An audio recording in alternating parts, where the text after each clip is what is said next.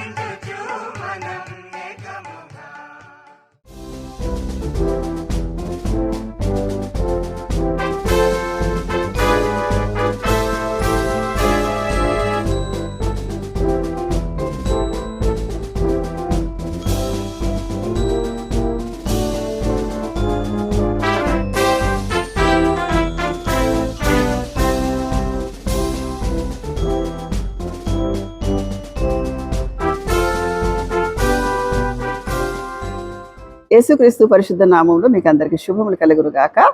ఒక మాట ప్రార్థన చేసుకుందాం. నా నోటి మాటలు మా అందరి హృదయములు ఈ దృష్టికి అంగీకారములగునుగాక. ఆమేన్. ఒక ప్రవచనం యెషయా గ్రంథం 9వ అధ్యాయం 2వ వచనం. యెషయా గ్రంథం 9వ అధ్యాయం 2వ వచనం, 6వ వచనం. ఏలయనగా మనకు శిశువు పుట్టెను, మనకు కుమారుడు అనుగ్రహింపబడును, ఆయన భుజం మీద రాజ్యభారముండును. ఆశ్చర్యకరుడు, ఆలోచనకర్త, బలవంతుడైన దేవుడు, నిత్యుడగు తండ్రి, సమాధానకర్త, అధిపతి అని అతనికి పేరు పెట్టబడును. ఎంత మంచి గ్రంథం అండి ఇది. ఏం పేరు పెట్టాలో రాస్తాడు, ఆ పేరుకి అర్థం ఏంటో చెప్తాడు, ఆ పేరు అర్థవంతంగా ఏ జీవితం ఇస్తాడు. యోసేపు అంటే ఫలించాడు కొమ్మ, గుంటలో తోయబడ్డప్పుడు ఫలించాడండి. అన్నలు ఇష్మాయిల్కి అమ్మేశాడు, ఫలించాడా? ఆయన వ్యక్తిత్వాన్ని బట్టి, దేవుని ఎడల ఆయనకున్న భయాన్ని బట్టి ఆయన జీవితాన్ని మెయింటైన్ చేసుకుంటూ వస్తాడు, క్యారెక్టర్ని. ఆదికాండ 37వ అధ్యాయం నుంచి 50వ అధ్యాయం వరకు యోసేపు క్యారెక్టర్ ఉంటుందండి. యోసేపు చాలా మంచి క్యారెక్టర్ ఉంటుంది. ఇక్కడ ఏం ప్రవచనము? యేసుక్రీస్తు జననం గురించి, మరణం గురించి, ఆయన మాటల గురించి, ఆయన తెగింపు గురించి, ఆయన రాడికల్ టీచింగ్స్ గురించి, పునరుద్ధానం గురించి చాలా ప్రవచనాలు ఉన్నాయి. జననము స్త్రీ సంతానం అనుకున్నాం. ఆయన మాటలు ఎలా ఉంటాయి? ఇక్కడ ఏలి అనగా మనకు శిశువు పుట్టెను, కుమారుడు అనుగ్రహించబడను. కుమారుడు అనుగ్రహించబడెను అనే మాటకు అర్థం ఏమిటి అనేసి అంటే చూద్దాం. ఎలాగా కుమారుడు? యేసుక్రీస్తు ప్రవచన పురుషుడండి. ఆయన ఎక్కడ పుడతాడు, ఎక్కడ పెరుగుతాడు, ఎక్కడ పరిచర్య చేస్తాడు, శిలువ ఎక్కడ మోసుకుపోతాడు, పునరుద్ధానం ఎలా జరుగుతుంది, ఆయన రాకడ, 1000 ఏళ్ల పరిపాలన, ఇవన్నీ కూడా ప్రవచనాలు ఉన్నాయి. అయితే యెషయా గ్రంథం 9:2లో జరిగింది. లూకాసు వార్త 2:8-11లో నెరవేరింది. లూకాసు వార్త 2వ అధ్యాయం 8 నుంచి 11 వరకు నెరవేరింది. ఒకసారి చూద్దాం.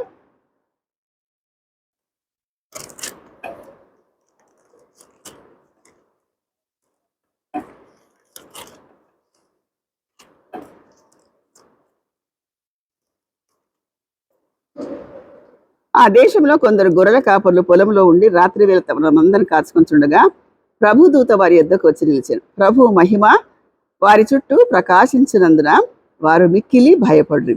ఇక్కడ ప్రజలకు జరగబోయే సంతోషకరమైన శుభవర్తమానం తెలియజేశాడు. యేసుక్రీస్తు జననం గురించి ఉన్న శుభవర్తమానం చెప్పాడు. ఆది కాండంలో సృష్టిలో మొదటి వెలుగు చేశాడు. చీకటి జీవితంలో యేసుక్రీస్తు వెలుగుగా నింపబడిన వాడై ఆయన వెలుగు తీసుకోవడానికి లోకానికి వచ్చాడు. నువ్వు వెలిగించబడితే ఇంకొకరిని వెలిగించాలి. ఇక్కడ కుమారుడు, అందరికీ కుమారుడు అండి.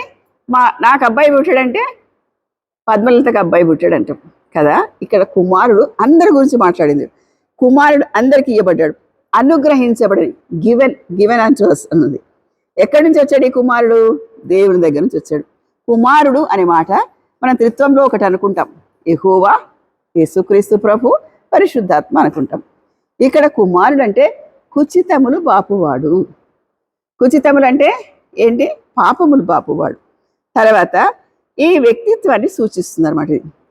యోహాను సువార్త 3:16లో కూడా ఇక్కడ ఏముంటుంది? యోహాను సువార్త 3:16లో మనకు అందరికి తెలిసిన మాట కదా. దేవుడు లోకం ఎంతో ప్రేమించారు కాగా ఆయన తన అద్వితీయ కుమారుడిగా పుట్టిన వారి అందు విశ్వాసం ఉంచు ప్రతి వాడును నశింపక నిత్య జీవం పొందినట్లు ఆయనను అనుగ్రహించెను. అద్వితీయ కుమారునిగా పుట్టిన వాని అందు ఎవరికి పుట్టాడినా? లోకంలో అద్వితీయ కుమారునిగా. ఈయనకు తండ్రి లేడు కదా, ఈయనకు తల్లి మాత్రమే ఉంది. విశ్వాసముంచు ప్రతివాడు నశింపక నిత్య జీవం పొందినట్లుగా. ఇది నిత్య జీవానికి, రక్షణ పొందటానికి ఈ లోకంలోకి కుమారుడు వచ్చాడు. మానవుణ్ణి తర్వాత మార్చడానికి ఏ సిద్ధాంతాలు పనికిరావండి, ఏ సిద్ధాంతం పనికిరాదు. బుద్ధిజం, హిందూయిజం, జైనిజం, అది ఎన్నో రకాలు ఉంటాయి. తర్వాత సిద్ధాంతాలు కూడా చాలా ఉంటాయి. హేతువాద సిద్ధాంతం, రకరకాల సిద్ధాంతాలు ఉంటాయి. ఏ సిద్ధాంతం కూడా మనిషిని మార్చలేకపోయినా కానీ ఎవరు సాక్ష్యం చెప్పినా ఈ బైబిల్ గ్రంథం నన్ను మార్చింది. విమర్శించడానికి వచ్చిన వాళ్ళు దాన్ని ఆర్ఆర్కే మూర్తి సాక్ష్యం చెప్తాడు. ట్రాన్స్లేట్ చేయడానికి ఒక ఇంగ్లీష్ దొర దగ్గర చేరాడంట ఆయన. అక్కడ ఆయన ఏమైనా తప్పులు దొరుకుతాయేమనుకుంటే ఆయన తప్పులు ఎత్తిపెట్టి ఆయనను పరిశుద్ధతలోకి నడిపించిందంట. కాబట్టి మొదటి యోహాను సువార్త, యోహాను పత్రిక, మొదటి పత్రిక 4వ అధ్యాయం 9వ వచనంలో మనం ఆయనలో జీవించకు అని రాయబడ్డది. ఈ కుమారుడిగా పుట్టింది అనే మాటగా చెప్తున్నానండి. యోహాను సువార్త 1వ అధ్యాయము 4వ అధ్యాయము 9వ వచనం. మనం ఆయన ద్వారా జీవించినట్లు దేవుడు తన అద్వితీయ కుమారుని లోకంలోనికి పంపెను. మనం జీవించినట్లు అంటే చచ్చిపోయాము మనమంతా. పాపము ద్వారా ఇన్హెరిట్ అయింది మనకు పాపం. పాపం ఉన్న మనిషి చనిపోయిన వాడే. కాబట్టి జీవించడానికి యేసుక్రీస్తు ప్రభుని కుమారునిగా ఈ లోకానికి పంపాడు. కొలసీ పత్రిక 1:15 కూడా ఒక మాట రాయబడింది. కొలసీలకు రాసిన పత్రిక 1:15.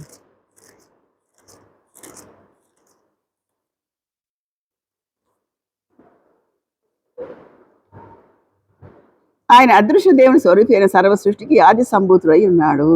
ఈయన ఆది సంభూతుడు అని రాయబడింది. కాబట్టి నరక శిక్ష నుంచి తప్పించడానికి కుమారుడు మనకు అనుగ్రహించబడ్డాడు. ఇది కుమారుడి గురించి. మొదటి ప్రవచనం ఆదికాండం 3:15 చెప్పుకున్నాం. ఏషియా 7:14 చెప్పుకున్నాం. ఇప్పుడు ఏషియా 9:2 కుమారుడు అని ఒక మాట చెప్పుకున్నాను. తర్వాత లక్షణాలు: ఆశ్చర్యకరుడు, ఆలోచనకర్త, బలవంతుడైన దేవుడు, నిత్యుడవగు తండ్రి, సమాధానకర్త అధిపతి అని పంచ పేర్లు రండి. వాటి గురించి ఆలోచన చేద్దాం. మరొక ఎపిసోడ్లో విందాం. ఈ మాటలు దేవుడు దీవించునుగాక. ఎందుకంటే రక్షణ పొందడానికి ఈ కుమారుడు వచ్చాడు. రక్షణ పొందకపోతే కుమారుడిని అంగీకరించమని దేవుని పేరిట మనవి చేస్తున్నాను. మనం జీవించడానికి దేవుడు ఈ లోకానికి వచ్చాడు. చచ్చిన స్థితిలో ఉంటే జీవించడానికి, జీవం కలిగి ఉండడానికి, ఉనికి కలిగి ఉండడానికి యేసుక్రీస్తును రక్షకుడుగా అంగీకరించమని సవినయంగా మనవి చేస్తున్నాను. తర్వాత మార్చబడకపోతే నాకు అంతా తెలుసు, బైబిల్ అంతా కంటత అని అనుకుంటే బైబిల్ కంటత ఎవరైనా చేయొచ్చండి. నీకు ఒకవేళ మెమరీ ఉంటే బైబిల్ కంటత చేసుకోవాలి కావచ్చు. కానీ దేవుడికి ఎంత సమీపంగా ఉన్నావు, దేవుడితో నీకు ఎంత పర్సనల్ రిలేషన్షిప్ ఉన్నదే ముఖ్యమండి. అక్షరాలు రానులు కూడా చేస్తారు.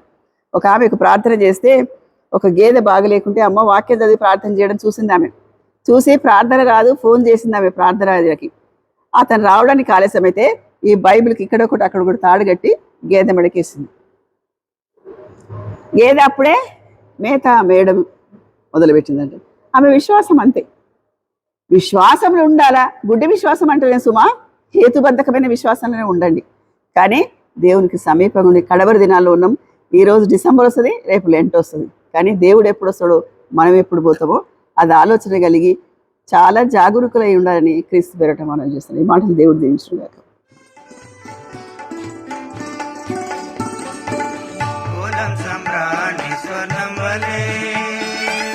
సమర్పించు